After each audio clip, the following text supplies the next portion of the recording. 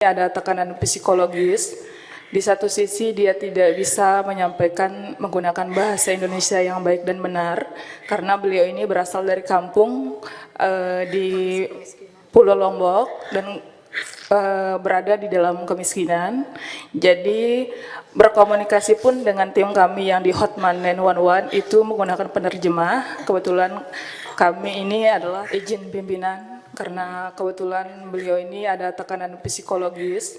Di satu sisi dia tidak bisa menyampaikan menggunakan bahasa Indonesia yang baik dan benar karena beliau ini berasal dari kampung di Pulau Lombok dan berada di dalam kemiskinan.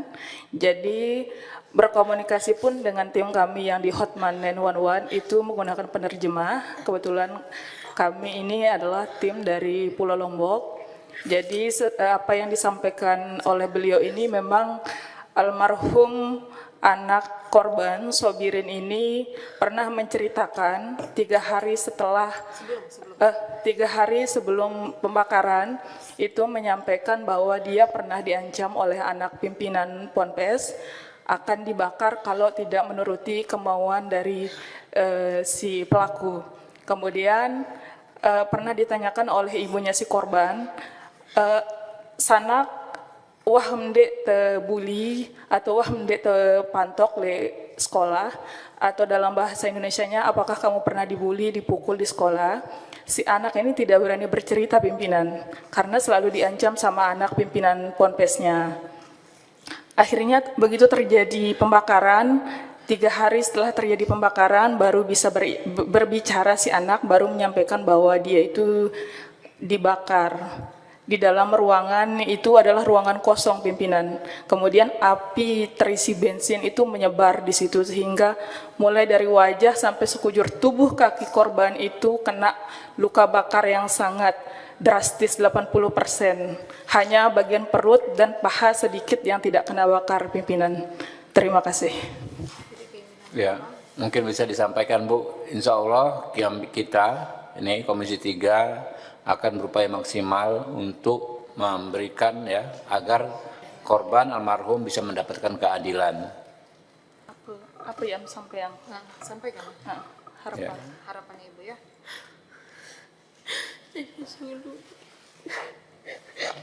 Ya bisa dipahami, tidak bisa memahami ya. Ya, kalau tadi nanti disampaikan ke beliau ya bahwa forum ini kita selenggarakan dalam rangka mencari masalah seperti apa dan memberikan keadilan kepada para korban. Bapak-bapak ini mau bantu supaya Ibu dapat keadilan ya. Apa ya mendeng? Kita buat.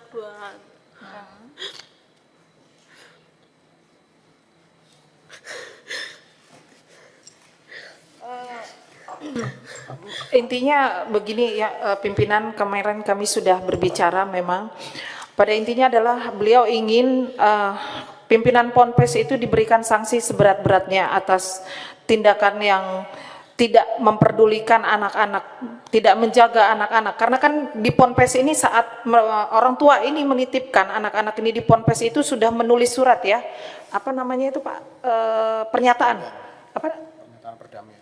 Bukan. Kalau menitipkan anak itu menyerahkan sepenuhnya kepada Ponpes ini gitu. Jadi sudah ada pernyataan karena pihak Ponpes ini tidak mengambil sikap yang tepat ataupun menjaga anak-anak mereka.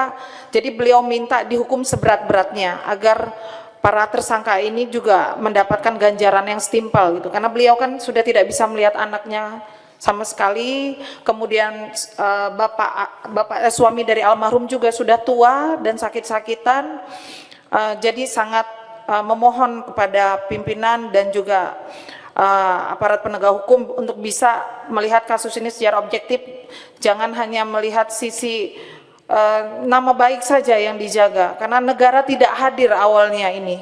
Seharusnya negara itu hadir sejak awal, itu gunanya ada pemerintahan di sana pimpinan. Terima kasih.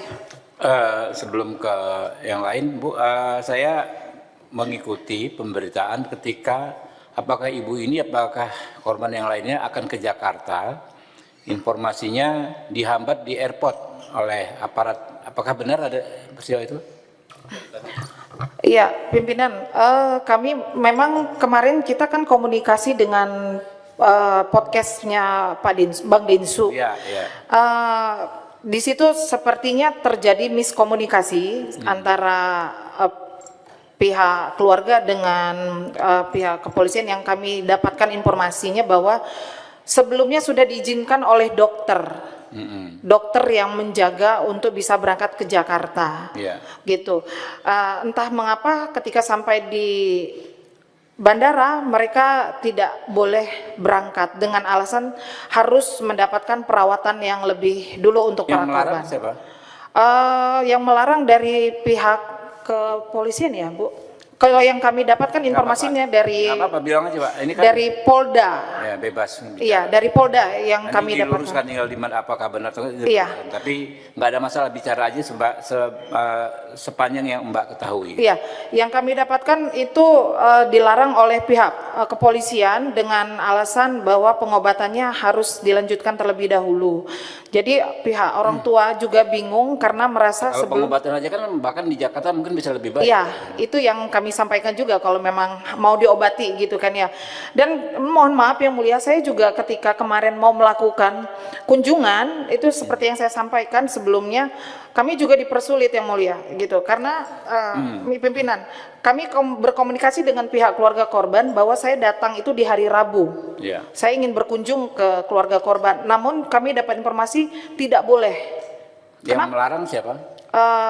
Kalau menurut dari keluarga korban dan relawan katanya dilarang untuk membesuk dulu Yang melarang dari kepolisian katanya, karena dijaga ketat oleh pihak kepolisian.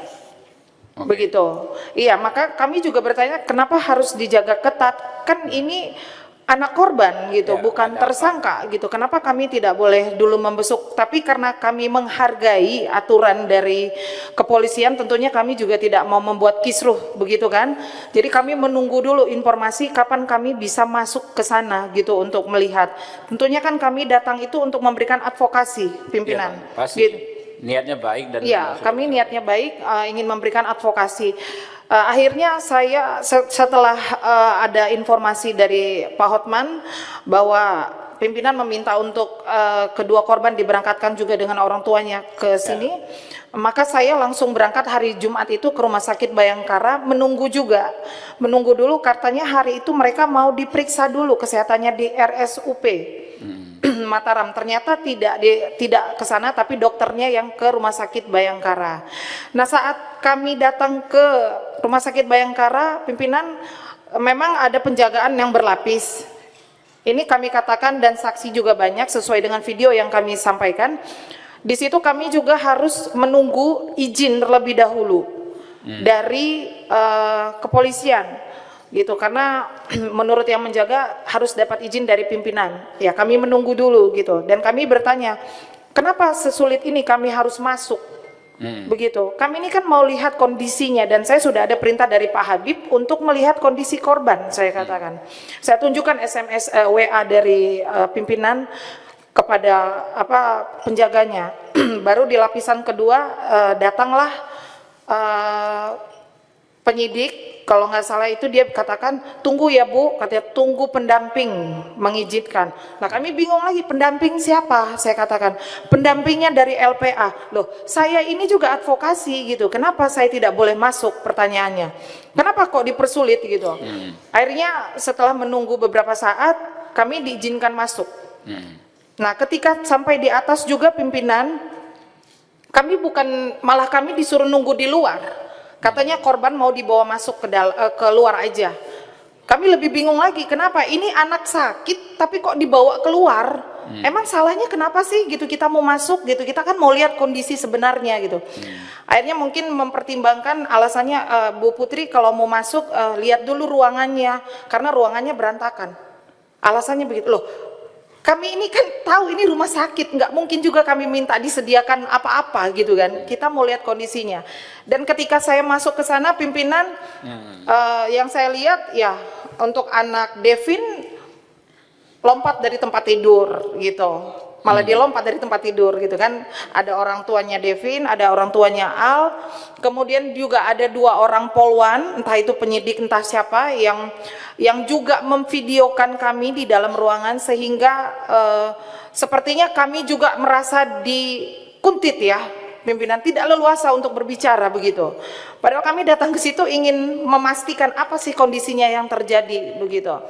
Ya, kami berbicara di situ melihat anak Al sedang dirawat lukanya, tapi tidak ada yang berlebihan menurut kami, pengobatan yang dianggap harusnya bisa lebih intensif. Kalau seperti itu kami rasa sih tidak perlu di rumah sakit juga pimpinan, karena kan kedua anak ini kan sudah bisa kesana kemari berjalan hingga sampai malam sebelum kejadian yang kami datang ke rumah sakit itu, kami dapat info bahwa anak Devin ini jalan-jalan ke mall. Begitu. Kenapa jalan-jalan ke mall? Karena anak Devin ini merengek, nangis, mungkin bosan atau bete di rumah sakit, meminta pulang, lalu dibawa oleh LPA dan dikawal oleh kepolisian jalan-jalan ke mall. Nah, di sini yang kami merasa agak aneh gitu pimpinan. Kalau memang anak-anak ini saat ini kondisinya normal, dalam artian masih bisa berinteraksi dengan baik, kan tinggal pengobatan lanjutan saja. Tidak perlu dikekang mereka di rumah sakit. Oke, kan rumah sakit bisa bolak-balik gitu pimpinan. Kan juga sudah berapa hari di rumah sakit. Rasanya tidak perlu standby terus di rumah sakit. Ini anak-anak depresi loh. Sudah mendapatkan kejadian ini sejak awal, tidak pernah mendapatkan pendampingan psikologis. Setelah didampingi LPA baru ada pendampingan psikolog. Trauma mereka ini luar biasa pimpinan. Ketika saya masuk ke dalam aja takut untuk bicara. Dia katakan saya takut mau ngomong. Kenapa takut? Nanti disalahkan lagi. Nah, di sini kami mau terbuka. Ada apa sebenarnya? Oke. Begitu pimpinan. Oke.